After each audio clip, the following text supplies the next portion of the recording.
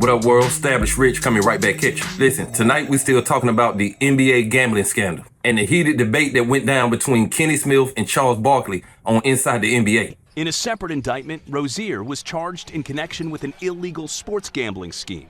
Terry Rozier, right foot discomfort, doubtful to return. Prosecutors say during this game in 2023, Rozier, then with the Hornets, tipped off bettors that he would fake an injury and exit the game. Bettors placed more than $200,000 on him to underperform in the game. The proceeds were later delivered to his home, where the group counted their cash. Rozier and Billups deny the allegations, their lawyers vowing to fight in court. With both men making millions in salary with their teams, many are wondering what would have been their motive to get involved in such a scheme. We have to realize gambling is an addiction. So the addiction of it is what makes you make illogical decisions. Nothing to do with addiction. That's just total stupidity on these two dudes' part. Now I gotta say this off the rip. Both of these men made good points because we seen two men break down the issue from two completely different angles. And both of them had a point. Kenny Smith said what a lot of people are afraid to say out loud. He called gambling what it really is, an addiction. He said the addiction is what makes you do illogical things. And for real, he absolutely right. You got players making $26 million guaranteed,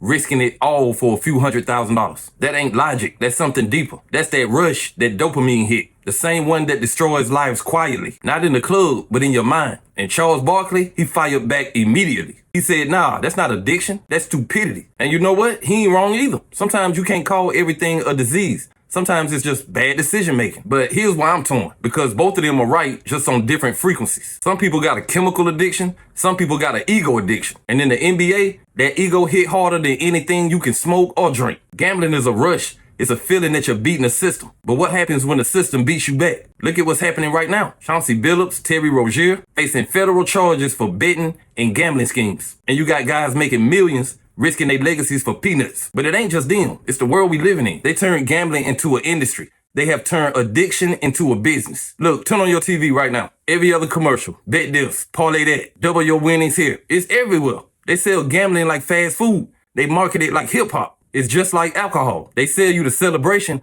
but never show you the consequences. They show you popping bottles, not broken homes. And you wonder why we got millionaires making broke man decisions. They've been conditioned to chase that high. Listen, I don't think Kenny or Charles is wrong. I think they both describing two different parts of the same pain. Kenny talking about the science, the mental loop that don't turn off even when you got money. Charles is talking about the streak, the part where you know better, but you just do it anyway. And the truth is, they both speaking to the same soul. A soul that can't stop, even when he got everything. That's the part that hurts. Because you realize some people ain't broke financially. They broke spiritually. And this goes beyond basketball. This is about culture. We've seen this before. Pete Rose, Tiger Woods, Michael Vick. Success don't make you safe from self-destruction. There's always somebody ready to sell you advice and call it freedom. But freedom without control is a trap in disguise. And what we're seeing right now in the NBA is not just a scandal. It's a symptom of society that profits off temptation. So yeah, I get Charles and Kenny. Kenny talking addiction, Charles talking accountability. And both points matter. Sometimes you fighting a demon and sometimes you just being dumb.